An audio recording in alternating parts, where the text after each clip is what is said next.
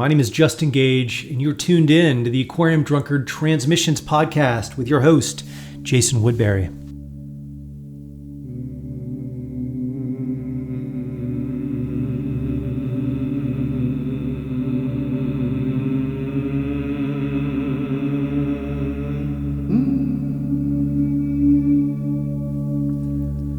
Greetings, Transmissions fans. Thanks so much for joining us here on another episode. Happy Wednesday, or happy whatever day you are listening to this on. Very excited to be here with you once again. This week on the show, we're reaching back in the archives to share a conversation with New Age composer, author, and playwright Joanna Brouk. She passed away April 28th, 2017. I spoke with her in 2016 upon the release of Hearing Music, a Numero group collection of her pioneering new age / electronic music from the 70s and 80s, produced by past Transmissions guest Douglas Mcgowan. As you'll hear in this conversation, she studied electronic music at Mills College under teachers like Terry Riley and Robert Ashley. With the news out that Mills is no longer accepting new students after 2021 and will cease granting degrees after 2023, I found myself thinking of this conversation with her, which truthfully has long lingered with me. Though we printed a version of this talk back in 2016, I wanted to share the audio with you all today as we reflect on her remarkable music and the anniversary of her passing. But first, a reminder that Transmissions is brought to you primarily by our Patreon supporters. If you dig our flavor of cultural reportage, mixtapes, radio programs, features, interviews, and this podcast, head over and check us out on Patreon. Thanks so much for joining us here. I'm very happy to share this one. Near the end of the conversation, I state, somewhat cavalierly, I suppose, that Joanna and I will speak again in the future. But unfortunately, we never did. We did, however, email each other a few times. A few months after the Aquarium Drunkard interview was published, she sent me a note confessing, to be truthful, I had such shyness still about my work. That shyness wasn't warranted, but I nonetheless was really moved by getting this email from Joanna. She went on to say that she felt like this conversation got to the heart of the magic that is at the core of her work. What more needs to be said? Here's the late Joanna Brouk on her healing music. You're listening to Transmissions.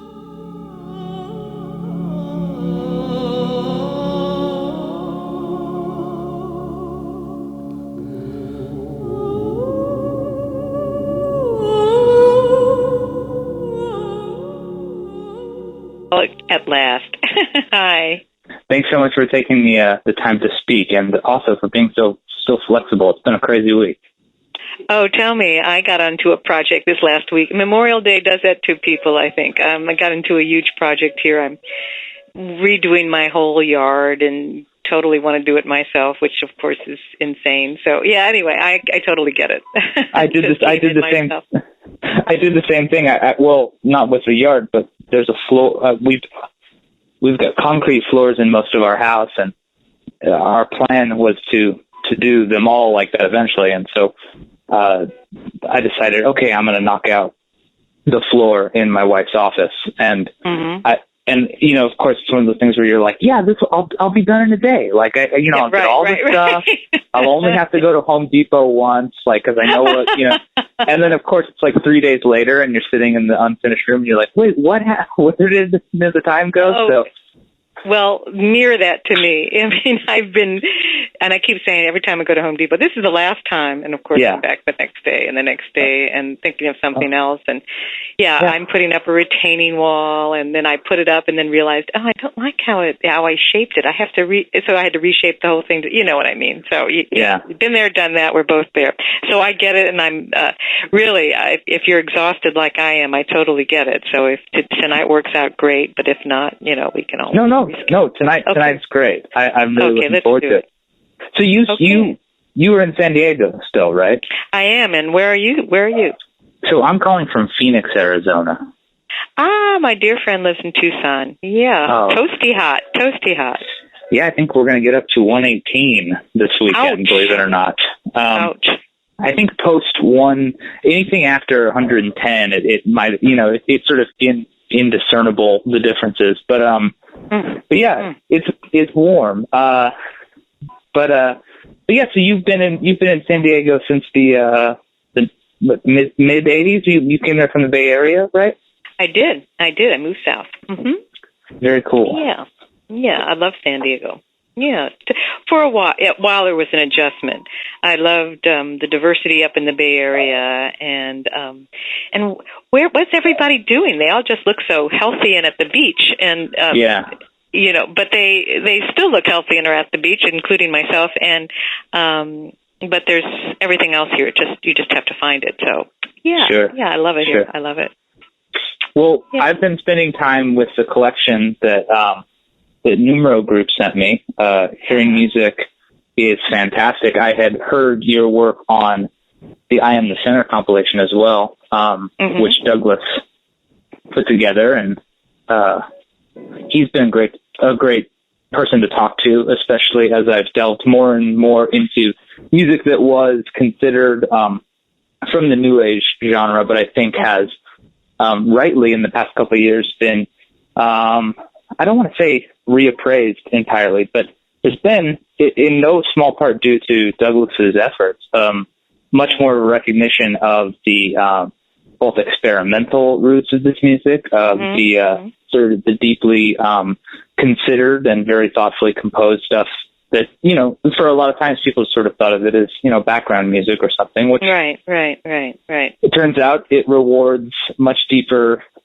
listening and consideration. So your compilation is a fantastic piece of work. Thank you very much. Yes, that is all true, dear Douglas. Yeah, what a wonder he is to just pop. And he really had to hunt me down. So kudos to him. And I rely on him so much now. And part of the fact that I just kind of had all these tapes in my garage, just sort of gathering dust, moving. Thank God they moved with me from house to house. But I tell you, in another year or so, they would have been crumbling to acetate dust. So he really salvaged these. Really, I'm so grateful to him. I'm listening to it today and enjoying it so much, and so grateful. Yeah. Well, let's sort of go back a little bit and kind of get started. I wanted to start off by asking you about your mentor, Josephine Miles. You studied literature, right? That was sort of how you. Sort of when you first got started in college, that was sort of your academic focus? Right. I always wanted to be a writer. And since I was a little girl, read a lot, loved to write, had a little recognition when I was young. And that was, what a good teacher in high school told me I was just one person can just make you start to fly in that direction. Anyway, I wanted to be, but I studied. I took it very seriously. I studied it like, and I think it's the fate that happens to a lot of people who are very serious about their craft. You become very aware of how good the greats are, and you feel really rather, what's the word? Pretty insignificant in comparison. It's like, oh my God, how he did that, and what am I thinking? But nonetheless, I continued to be a writer, and I was very fortunate at Berkeley, where I went to college, to have a series of really excellent teachers who started to maybe unknowingly move me in the direction of sound. And one was, let me see, who would that be? Well, I don't really know his name. God love him. Mm-hmm. He was a professor. Berkeley was so great because if you had to fulfill your requirements, say in English, if you didn't like the English class, you had 15 more to choose from. It was just so cool. And he taught, I want to say Middle English. I think someone might correct me and call it whatever. But it's we were studying The Fairy Queen by Spencer. And he kept reading a passage, and he could speak in that old English, that I wish I could imitate it. It's a very strange dialect. And he would repeat it, and it was about the hero going through this dim, dark passage of despair, and he would repeat it over and over again. And at the end of each time he read it, he would say, "What's going on?" And people would, raise their hand. The hero's going through a bad time. The hero's suffering. Yes, yes, yes, but what's going on? And he repeated, and it was almost ad nauseum, because I kept saying, if he does this one more time, I am getting so depressed. I'm going to commit suicide or something, And so then the light bulb went off, and I raised my hand, and I said, he's strategically using the sound D in the passage to create an effect, almost like a drum, dim, dark, despair, on and on. He's putting it so brilliant, and then the teacher beamed, he said, that's it. And I don't know if you heard my last interview with Douglas, but I also had a wonderful anthropology teacher who showed us a film of when he went to somewhere in Southeast Asia of a healing ceremony they did for a woman who was very, very depressed. I think she was postmenopausal and had lost a child, and just, you could just see when she walked in, she was almost catatonic. And they all chanted about her and chanted and chanted. And this went on for a very long time. And eventually she started getting into it, and she started, her head going back and forth. And then she started dancing, and then she started shaking, and then she started laughing. And, it was such a transformation. So I started to really be fascinated with the whole concept of sound in poetry and doing sound poetry. And there was a wonderful book that another teacher had called Technicians of the Sacred, which kind of did the same thing with sound poetry, and thought that was wonderful. So Josephine Miles was one of my teachers at Berkeley. She was a poet laureate, I think, of California, very wonderful poet. And I went to her and I said, in those days, you could create your own major if you had a sponsor. So I said, I'm really interested in this concept of sound in poetry, but a sound doing. I'd like to, there's this studio. Berkeley had a very little synthesizer studio. Mills was really on the cutting edge. They had a big one. I said, Mills has this great studio. I'd like to go up there and work there and explore these, taping sounds and seeing what happens with them. And so Josephine said, yes, I'll sponsor you. And, 2 phone calls later, and I was in it. I got the head of the department, Bill Moraldo, said, boy, someone just called me and you're in. So it was, I didn't know she had that kind of pull, but that was very thoughtful of her, and I'm very grateful. So anyway, so that began my whole experimental sessions at Mills. But I wasn't really into anything other than just kind of playing with sound and just seeing what it was. And my first pieces were sound pieces. I just would repeat a phrase, turning, curving, I think is one that was on Charles Amerkanian's interview. Turning, I would just do it and do it. I was watching a leaf turn on the wind on a branch, and I just repeated that and turning, just kind of getting into the rhythm of how the sound was doing what sound and form were very close. Right. And sound and form is a whole big, if you want to get into, Hindu, sound Sanskrit and some of the very early languages where name and sound are so close. So, name and form.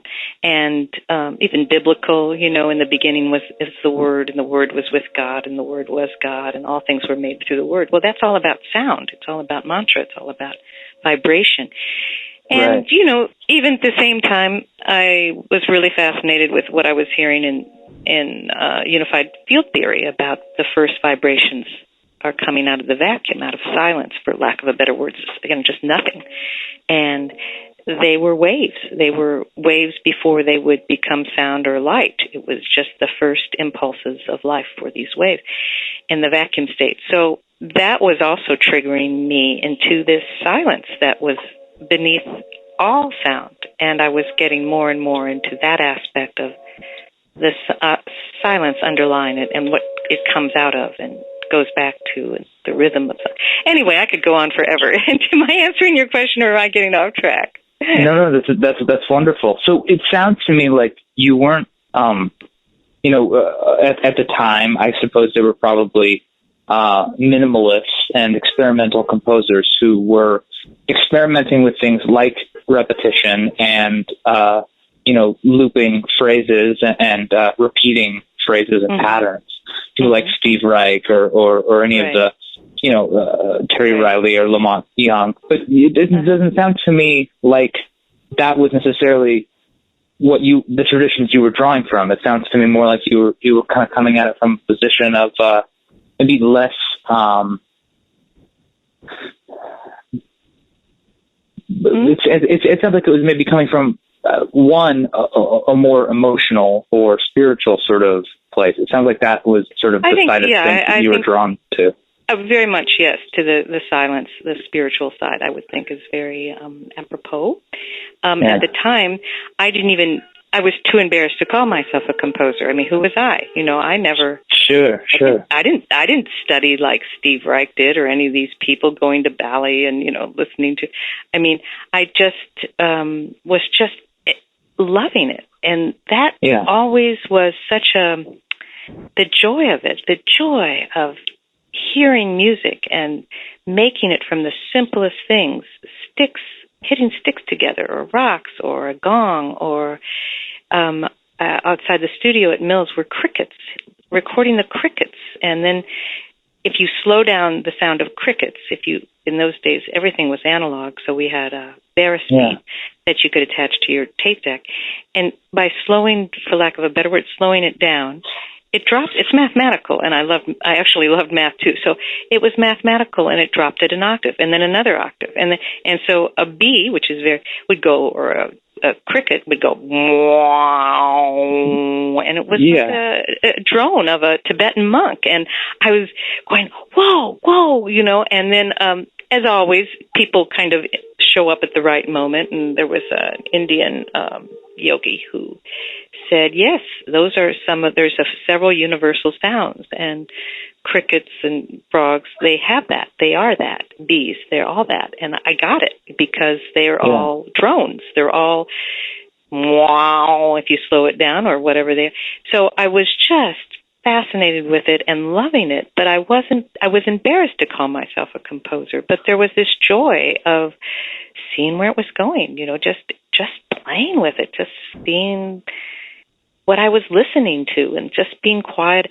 I guess when you talk about where my music came from, it came from silence and just being, and in fact, I was listening to the gong tonight. Remember, I walked into the studio at Mills and someone had left a big gong there, and I hit it, and I was like, oh, wow, that's the creative, if you've heard that piece. Whoa. Yeah. And it was so tempting, as it is by most musicians, to hit it faster.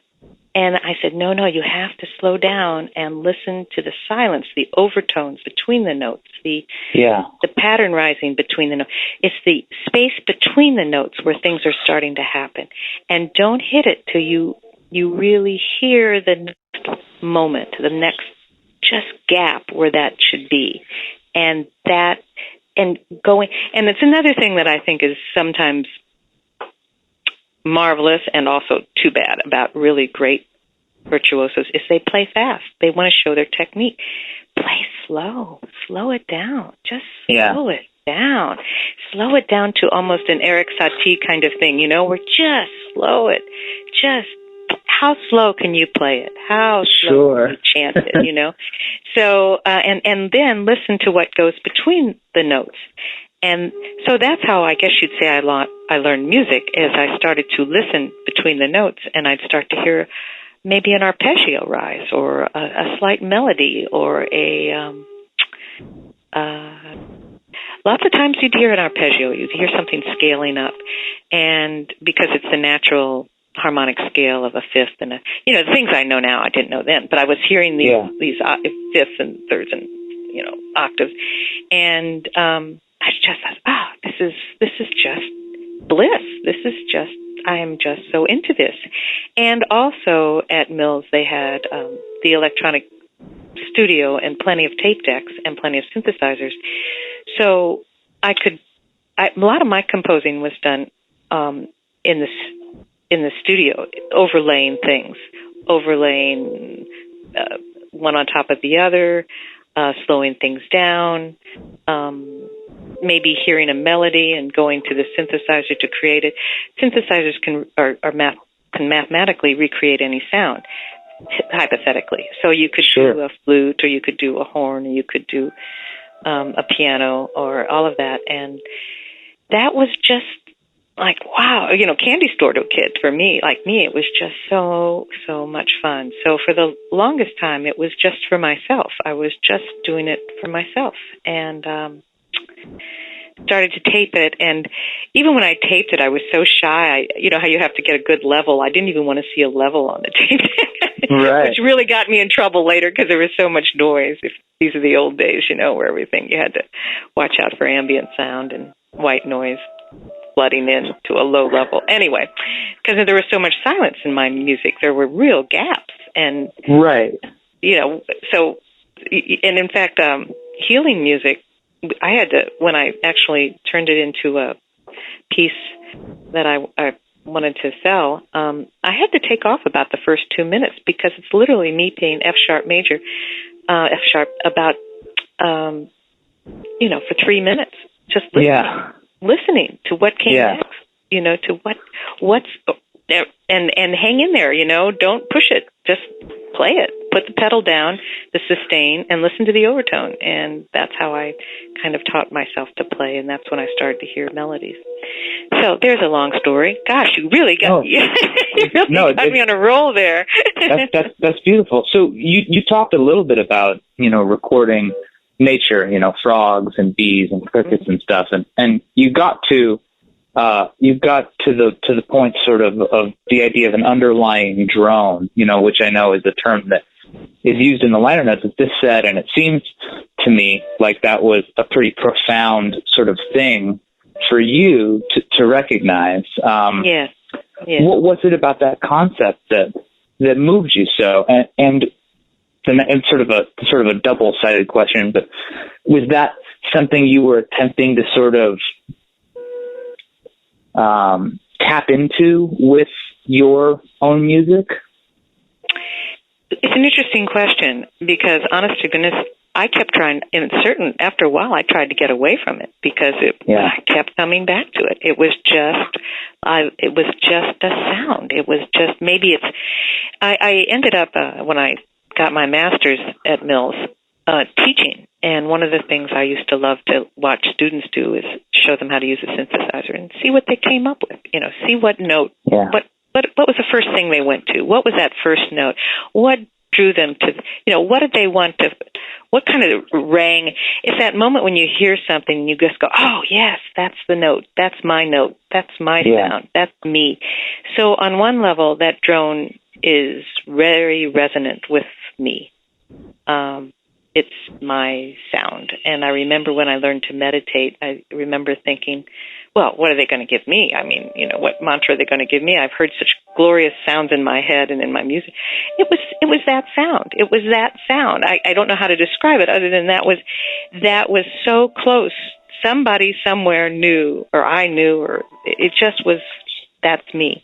So I don't know about intentionally going there. It just came up a lot, and I don't know if it's a feminine thing, but in India, they always have a tambura player always playing in the background, and it's a 4-stringed instrument that repeats and repeats and repeats, and it's the background to all the ragas. Every raga has the tambura, and a woman always plays that.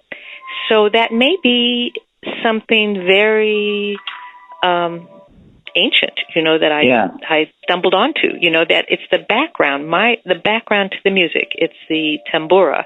It's that repetition that just is behind it all. And so that, to answer your question, I don't know if it does, but that's sort of where I came from, that drone. But it showed up all over the place. Yeah. So you quickly recognized that your music had sort of a meditative, obviously a meditative quality, but I mean specifically sort of a medicinal quality or a healing quality. You named, a tape Healing Music. How did you stumble onto the idea that your music could have sort of could serve that purpose in people's lives, sort of a way of helping calm themselves or meditate or simply feel I don't know, better than they did before they listened. How did you stumble into that? Good question. I'm wondering. It's a great question. How did I come across healing music?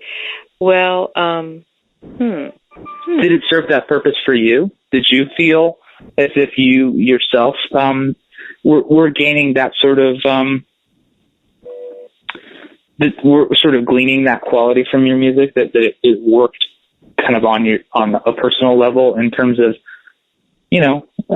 whatever it is that music is sort of magic, so did you sort of find that magic was working its whole thing on your psyche while you were making it? It was always magical. And of course I go back to that woman who I saw heal through sound.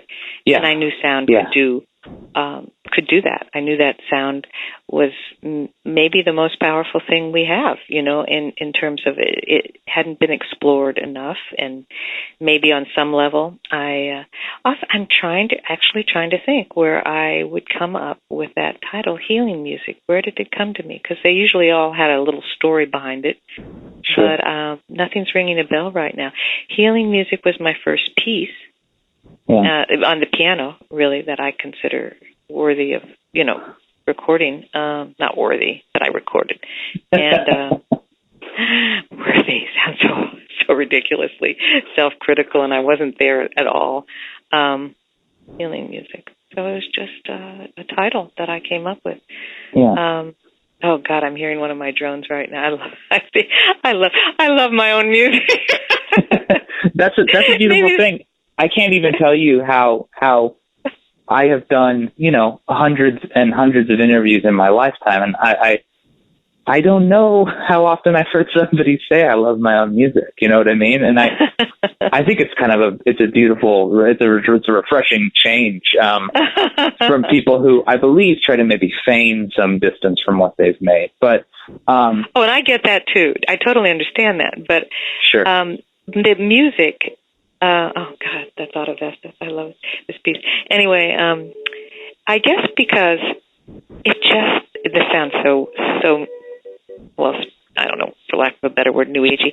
It was coming through me in some level. Yeah. It was not. Yeah. I didn't take any credit. I mean, it was like, if I remember when I started my radio shows and people liked it or they didn't like it. And if they didn't like it, I didn't care. I didn't take any credit for it. It was just this music that's there for everybody. And I didn't take credit. And it was embarrassing for me to say I was a composer at the beginning. I just felt now in writing, that's a whole other issue. But, because sure. I work on it, I practice it. This, I just sat down and I just said, let's listen. Let's just listen, see what comes. Let's start to play. And so there was a little bit of,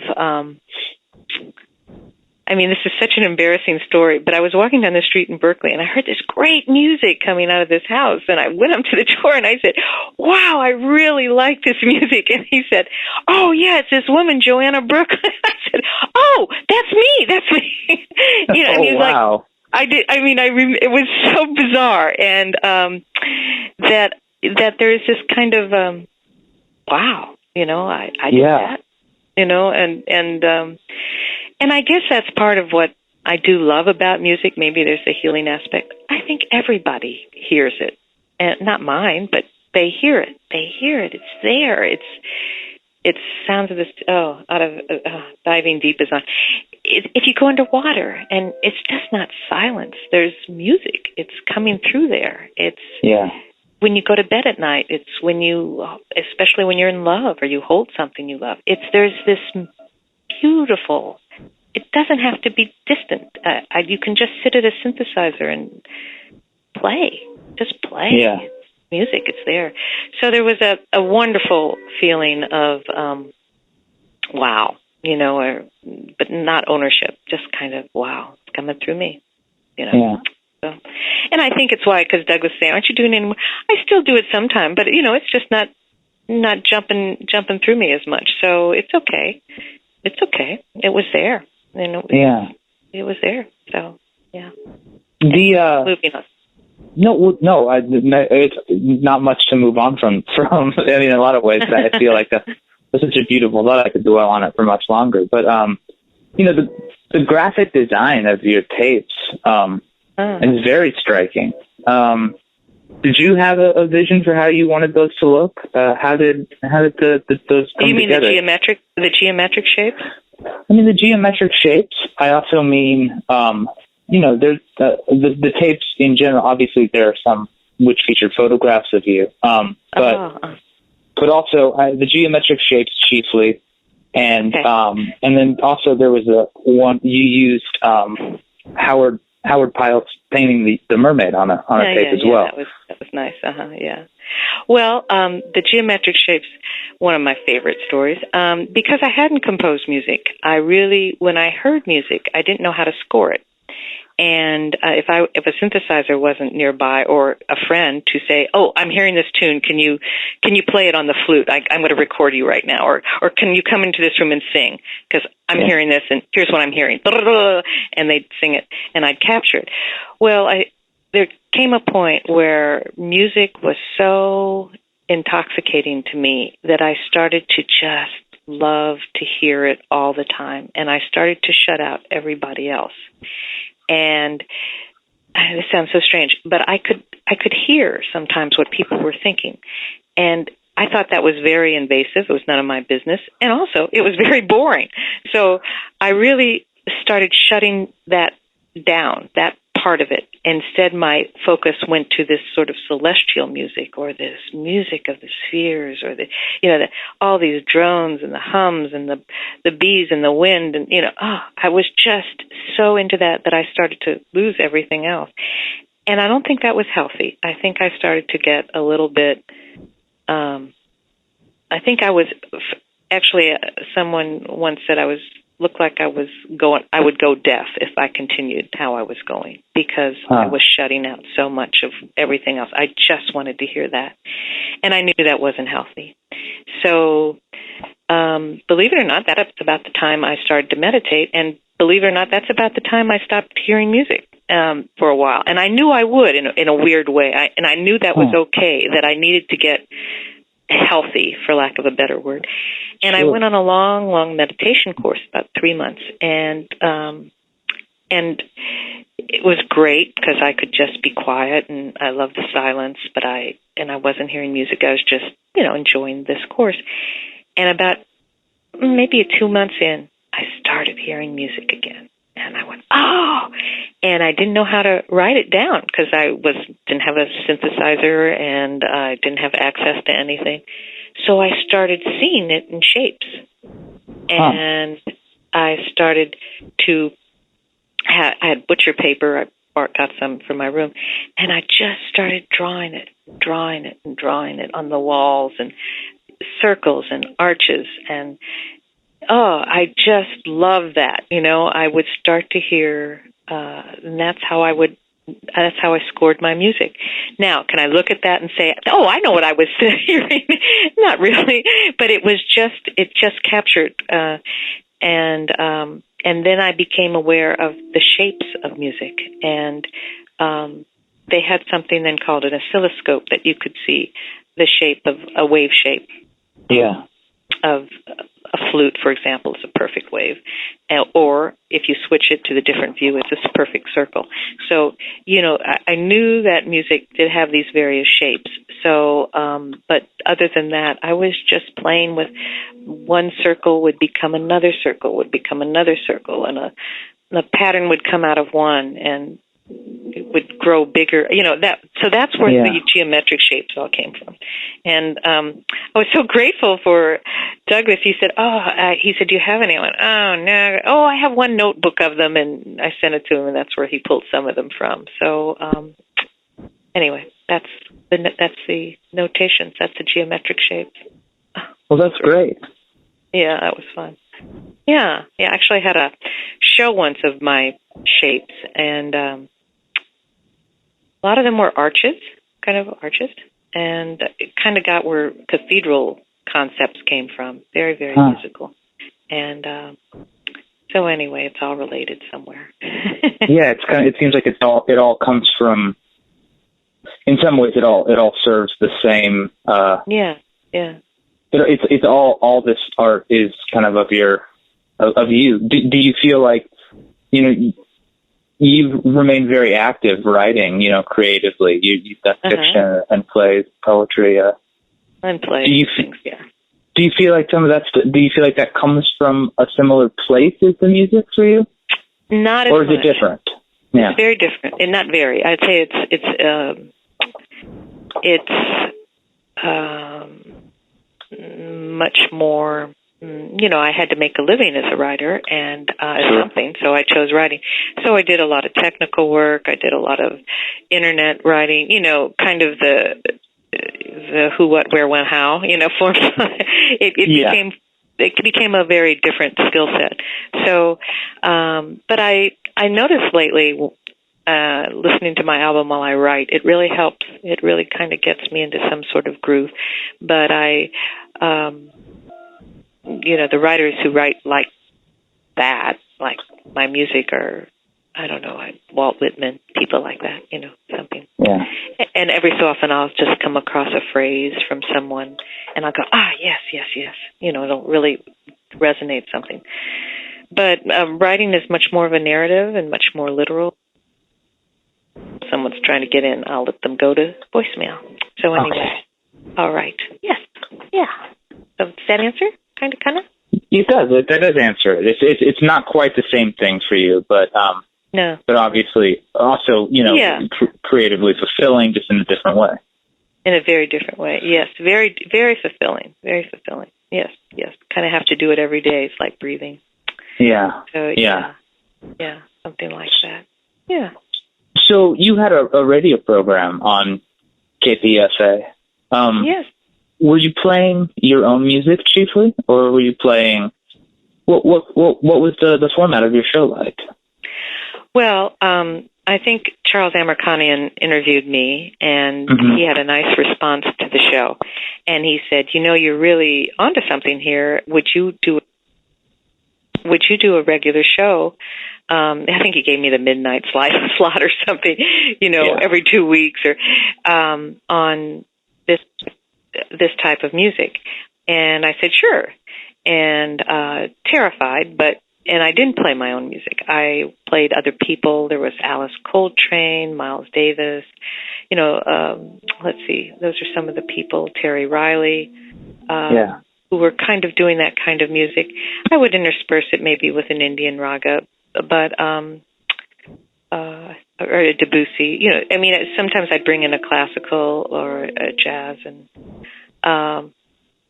Miles Davis, Castles in Spain is so beautiful. And, oh God, I should probably look at my notes. Some of the greats who were really pianists and musicians and trumpet players and just, I grew up in St. Louis, so part of me has always loves the blues. So there's this, I don't know. So yes, that was my show, and it was every 2 weeks or so. And then I moved up through the ranks. I became worked for the drama and literature department, and I loved theater, so I was doing a lot of interviews and things like that, and started to produce my own shows. And I really was fascinated with the women's issues. I did one on Hildegard von Bingen. She was a great composer, female composer around 1400s. Really spectacular, beautiful music. So, I did a show called Mozart's Sisters and that sort of thing. And I did a series on the Great Goddess, and then women in history, and blah blah blah. So that path, you're right, kind of came off that same fork in the road, went down that path. And then through sort of a series of events, I became program director. And part of the responsibility of the program director is to run the annual marathon to raise money. By running it, I don't mean running it, but you're kind of key person. You have to go on. You have to sure. Pitch. And I thought, well, what'll I do? I have this tape of my music, play my music. And I was really nervous. And who should I play first? Because I always believe you should acknowledge whoever kind of helped you out in the world. wish I could remember who I played first. But anyway, I played them first. And then I played my music. And I said, and if you subscribe to the station, I'll send you a cassette for free. And the phones lit up. It was just, I was stunned. The radio station, the general manager was stunned. The phones were stunned. I mean, it was just this phenomenal. It amazes me, even to this day, because this music is not mainstream, but Sure. people resonated to it, and they called in. So that was like, wow. And now all of a sudden I had to fill 500 orders, and I did, and I was going to send them a little cassette I put together in my, my studio. Now I had to mass produce. And so Pacifica, who ran KPFA, agreed to do it. And the quality, not so much to their fault, but it was really bad. And I said, oh, God, I can't send this. And then, of course, people are going, where's my cassette? And I went, oh, God, I have to go back to the drawing board. And that's when I started to up my game a little bit in terms of production. Yeah. And worked with some really good studios and people to put a good master together. And, learned the whole engineering end of it. And so that led to my business, my little production studio and my music company and my sales of my album. Yeah. That's how that all evolved. So yes, did I have a show? Yes. And did it launch many other things? Yes.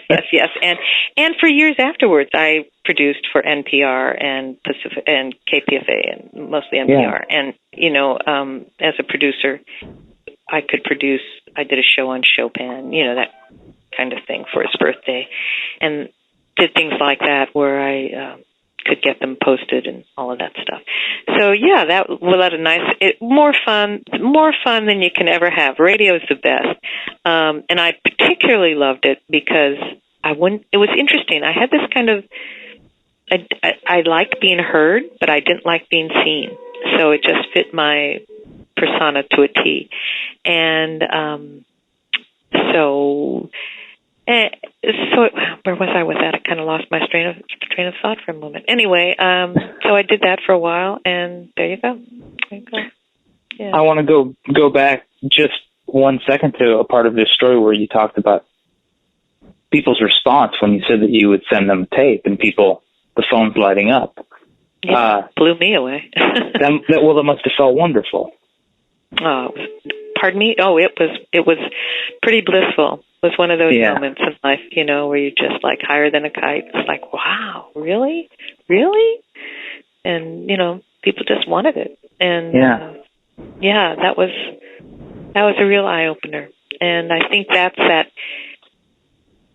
that connection that music makes, Yeah. Well, now after all these many years of your music being not impossible, but certainly not as easy to obtain as it is now, it must feel good to know that people can just can find it, that it's out there in an increasingly in a more visible way anyway. Really nice, and especially with the CD, and they're even you saw the LP. Yeah, that's great. Yeah. I'm thrilled about it, and it's strange. Douglas, when I were kind of writing back and forth a little bit about this, I'm getting this response from Europe. Something's going on in Europe, and I don't know people said, I heard your music, and I thought, well, I should probably pursue and find out. I think Douglas is where? Where did you hear it? And, can I use it on my film? Can I, whatever. So it was like, well, sure, go for it. The nice thing about getting older is it's like, I'm not that attached. I never was that attached, but now it's like, sure, go ahead. But Douglas is like, well, now wait a minute, he takes care of all that for me. But, sure. For anybody, really. Yeah. Thrilled that people like it. Well, wonderful. I have to tell you, it's been a real pleasure speaking with you about this. I'm just a chatty Cathy when I talk about music. I love it. It's wonderful, and it's been very, very illuminating and very insightful. Oh, you're so kind. Right.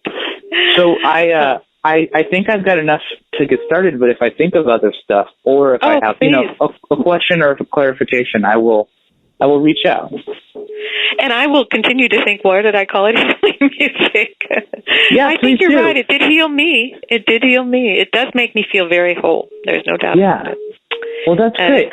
I wonder if maybe it was, by naming it that, if it was almost a sort of a statement of intent. You know what I mean? Sometimes we make, that's sort of the amazing thing. I heard a quote recently, and now I don't remember who it was attributed to, but I heard somebody talk about how the wonderful thing about music is that musicians are able to create their own ancestors. They're able to say who, inspired them to. I think it was a quote about Arthur Russell. That's so cool. Yes. That's beautiful.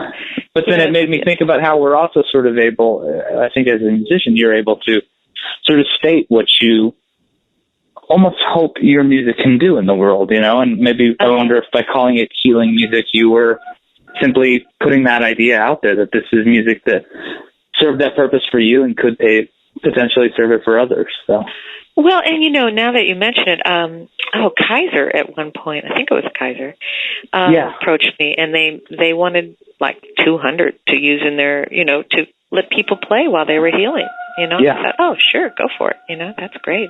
And yes, so I think it, it has a calming. Well, and it did go counter so much to what was going on. I mean, I love rock as much as anybody, but it just went the opposite direction. Do you know what I mean? It was like, oh, just slow down. Yeah. And again, don't get me wrong, it's great. I mean, I love it, but it's just the other half of that equation. So yeah, there I am. The other half. Well, hey. It's like I said. It's been a real pleasure speaking with you, and this won't be the last time we speak. So. Oh well, great. All right. Okay. Well, a pleasure speaking with you too. Yeah. Thanks so much. Now, is this an article or what is this going to be? So this is going to be for we run a blog called aquariumdrunkard.com, and it's a pretty well received site out of Los Angeles, and my friend Justin runs it, and I am one of the main contributors. So this will be probably published as like a long form Q&A between you and I. So great. So it'll either be that or it'll be a more feature length thing where I intersperse your quotes through some of my thoughts. I think it'll probably be the former, but you never know. Sometimes if you start writing them. Yeah. See where the muse takes you. Exactly. I will. Well, all right. Well, thank you so much, and good luck with your flooring. Thank you very much. Good luck with the yard. Garden. Yeah, my wall in the garden. All right. Talk to you soon. Yeah, thanks so much. Have a great evening. Okay, you too. Bye-bye. Bye-bye.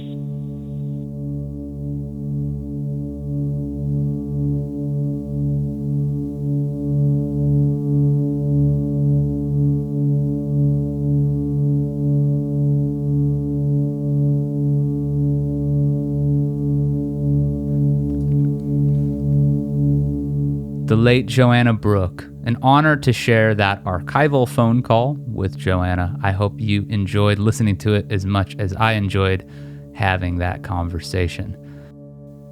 I'm Jason Woodbury, and I write, produce, and host Transmissions. Our audio is edited by Andrew Horton. Visuals and more by Sarah Goldstein and Jonathan Mark Walls.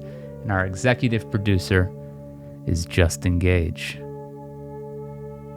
We'll be back next Wednesday with another great conversation.